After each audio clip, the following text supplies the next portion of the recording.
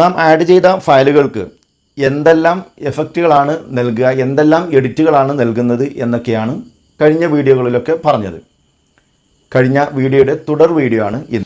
Relative size, colour എന്നിങ്ങനെ 2 വിഷയങ്ങളിലാണ് കഴിഞ്ഞ video അവസാനിപ്പിച്ചത്. ഇന്ന് അതിൻ്റെ തുടർ വീഡിയോ ആണ്.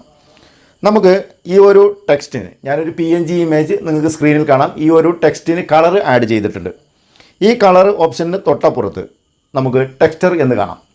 ഈ ടെക്സ്ചർ വർക്ക് ആകണമെങ്കിൽ ആദ്യം കളർ ഓപ്ഷൻ സെലക്ട് ചെയ്തുകൊണ്ട് അതിൻ്റെ ടോഗിൾ സ്വിച്ച് ഓഫ് ചെയ്യണം.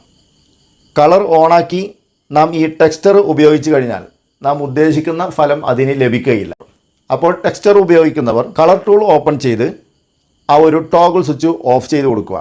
ഇപ്പോൾ നേരത്തെ നാം ആഡ് ചെയ്ത ആ ഒരു ഇമേജിന്, ആ ഒരു PNG ഇമേജിന് വൈറ്റ് കളറായിരുന്നു, അതേ കളറിലേക്ക് തന്നെ മാറും. ഇനി നമുക്ക് ടെക്സ്ചർ ഉപയോഗിക്കാം.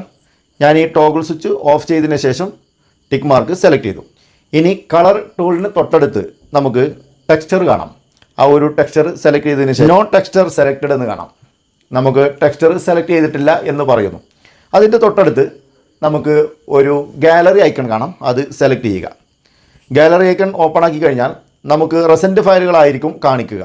കഴിഞ്ഞ വീഡിയോകളിലൊക്കെ പറഞ്ഞതുപോലെ ഗാലറി ഓപ്പൺ ആയാൽ ഏറ്റവും മുകളിൽ 3 ലൈന് കാണാം. അത് സെലക്ട് ചെയ്തുകൊണ്ട് ആവശ്യമായ ഫോൾഡറുകളൊക്കെ നമുക്ക് തിരഞ്ഞെടുത്ത് അതിലുള്ള ഫയലുകളൊക്കെ ആഡ് ചെയ്യാം. ഞാനിവിടെ ഡൗൺലോഡ് ഫോൾഡർ ഓപ്പൺ ആക്കിയിരിക്കുന്നു. അതിൽ നിന്ന് ഞാനൊരു ഇമേജ് സെലക്ട് ചെയ്തു. ശേഷം ആവശ്യമായ ക്രോപ്പുകൾ വരുത്തണമെങ്കിൽ വരുത്താം. ഞാനിവിടെ ക്രോപ്പ് സെലക്ട് ചെയ്തതിന് ശേഷം ഓക്കെ സെലക്ട് ചെയ്തു. ഇപ്പോൾ നോക്കൂ, ആ ഒരു PNG ഇമേജിന് ആ ഒരു ടെക്സ്ചർ കളർ എത്തിയിരിക്കുകയാണ്. ഇനി ഇവിടെ നമുക്ക് എനേബിൾഡ് എന്ന് കാണാം. അത് ടോഗിൾ സ്വിച്ച് ഓൺ ചെയ്ത് കൊടുത്ത് നമുക്ക് ആവശ്യാനുസരണം ആ ഒരു ടെക്സ്ചർ സ്കെയിൽ ചെയ്യാവുന്നതാണ്.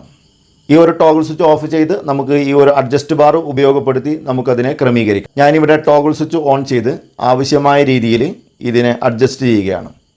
നമുക്ക് ഇഷ്ടമുള്ള ഫയലുകൾ ഇതിലേക്ക് ആഡ് ചെയ്യാം. ആവശ്യമില്ല ഈ ഒരു ഗാലറിക്ക് തൊട്ടടുത്ത് ഡിലീറ്റ് ബട്ടൺ കാണാം. അത് സെലക്ട് ചെയ്തുകൊണ്ട് നമുക്ക് ആ ഒരു ഫയൽ ഡിലീറ്റ് ചെയ്യാം.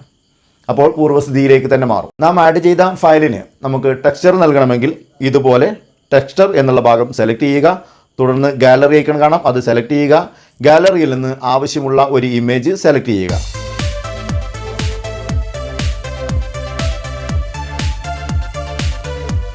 ഞാനിവിടെ വീണ്ടും ഒരു ഇമേജ് സെലക്ട് ചെയ്യുന്നു. ശേഷം ആവശ്യമായ ക്രോപ്പ് നൽകിയ ശേഷം താഴെ ടിക്ക് മാർക്ക് കാണാം. അത് സെലക്ട് ചെയ്യുന്നു. ഇപ്പോൾ നോക്കൂ, ആ ഒരു ടെക്സ്ചറിൻ്റെ കളർ മാറിയതായിട്ട് കാണാൻ സാധിക്കും. നമുക്ക് ടോഗിൾ സ്വിച്ച് എനേബിൾ ആക്കി ആവശ്യമായ രീതിയിൽ അതിൻ്റെ സ്കെയിൽ അഡ്ജസ്റ്റ് ചെയ്യാം. നമുക്ക് ആവശ്യമുള്ള രീതിയിലൊക്കെ ഇത് വീണ്ടും ക്രമീകരിക്കാം.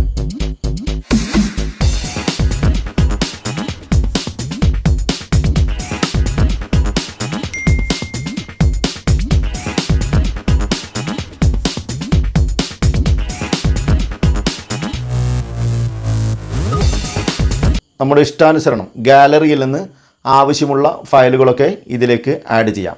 നമ്മുടെ ഫോട്ടോ ഈ ഒരു ടെക്സ്റ്റുകൾക്ക് നൽകാനാവും. ഇതാണ് ടെക്സ്ചറിൻ്റെ ഉപയോഗം. ഞാനിവിടെ ടിക്ക് മാർക്ക് സെലക്ട് ചെയ്യുന്നു. ആവശ്യമുള്ള രീതിയിൽ നമുക്ക് ടെക്സ്ചർ സെലക്ട് ചെയ്യാം. ഞാനിവിടെ വേറൊരു ഇമേജ് സെലക്ട് ചെയ്യുന്നു.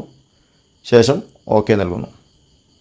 ഇവിടെ ടോഗിൾ സ്വിച്ച് എനേബിൾ ആക്കി ഞാനിവിടെ സ്കെയിൽ ബാർ അഡ്ജസ്റ്റ് ചെയ്യുന്നു. ശേഷം ഓക്കെ നൽകുന്നു.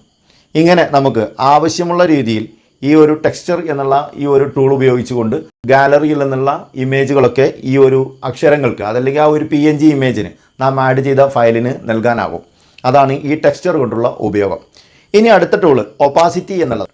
ടെക്സ്ചറിന് തൊട്ടടുത്ത് ഒപ്പാസിറ്റി എന്ന ടൂളും കാണാനാകും. ആ ഒരു ടൂള് സെലക്ട് ചെയ്തതിന് ശേഷം നമുക്ക് സ്ക്രീനിൽ നാം ആഡ് ചെയ്തിരിക്കുന്ന ആ ഒരു ഫയല് എത്രത്തോളം അതിൻ്റെ ഒപ്പാസിറ്റി കൂട്ടണമെന്ന് കുറയ്ക്കണമെന്ന് നമുക്ക് ആ ഒരു ബാർ അഡ്ജസ്റ്റ് ചെയ്തുകൊണ്ട് തീരുമാനിക്കാം. ഇടത്തോട്ട് നീക്കി കഴിഞ്ഞാൽ അതിൻ്റെ ഒപ്പാസിറ്റി നന്നേ കുറയുകയും അത് വലത്തോട്ട് നീക്കുന്നതിനനുസരിച്ച് അതിൻ്റെ ഒപ്പാസിറ്റി കൂടുകയും ചെയ്യും.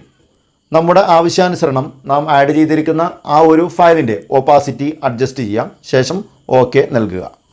ഒപ്പാസിറ്റിക്ക് തൊട്ടടുത്ത് നമുക്ക് കളർ ഫിൽറ്റർ എന്നുള്ള ഒരു ടൂൾ കാണാം. അത് സെലക്ട് ചെയ്ത് കഴിഞ്ഞാൽ ഇതുപോലെ അതിൻ്റെ സാച്ചുറേഷൻ, ബ്രൈറ്റ്നസ്, കോൺട്രാസ്റ്റ് തുടങ്ങിയ കാര്യങ്ങളൊക്കെ അഡ്ജസ്റ്റ് ചെയ്യാനുള്ള ബാറുകൾ കാണാം. നാം ഒരു ഫോട്ടോ ഇതിലേക്ക് ആഡ് ചെയ്തിട്ടുണ്ട് എങ്കിൽ ആ ഓരോ ഫോട്ടോയ്ക്ക് ആവശ്യമായ കളറുകൾ കുറക്കാനും കൂട്ടാനും, അതിൻ്റെ ബ്രൈറ്റ്നസ് അതുപോലെ തന്നെ കോൺട്രാസ്റ്റ് തുടങ്ങിയവ കൂട്ടാനും കുറക്കാനുമൊക്കെ ഈ ഒരു ടൂള് നമുക്ക് ഉപയോഗപ്പെടുത്താം. അതിനുശേഷം സ്ട്രോക്ക്, ഇറേസർ, മാസ്ക് തുടങ്ങിയുള്ള ധാരാളം ടൂളുകൾ വേറെയും വരുന്നുണ്ട്. ഇൻഷാ അല്ലാഹ് അടുത്ത വീഡിയോയിൽ നമുക്ക് ബാക്കി കാര്യങ്ങളൊക്കെ പറയാം. പ്രതീക്ഷയോടെ കാത്തിരിക്കുക. നിർത്തുന്നു. നന്ദി.